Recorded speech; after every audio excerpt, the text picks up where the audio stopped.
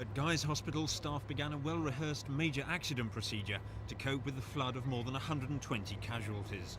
Ambulance staff commandeered buses to transport some of the injured, while St Bartholomew's Hospital received 100 victims and the London Hospital 20 more.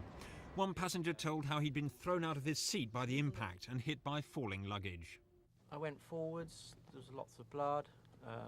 There was a very sweet girl opposite who gave me her glove to put over the cut to stop the bleeding. It was fortunate that it didn't bleed for too long, but I did lose a wee bit.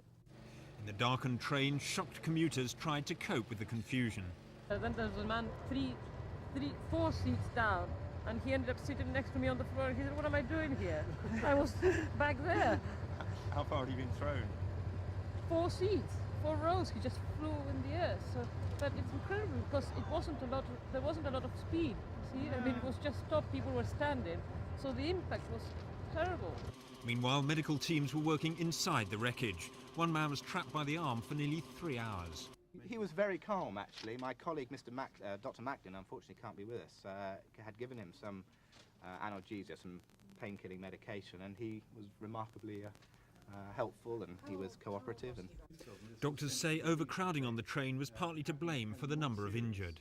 People were hitting each other, people were standing up and hitting the side of the seat, things were falling off the luggage racks and so on. A lot of them complained that there were suitcases or briefcases falling on top of them that gave the accident. So overcrowding does play a big part in this.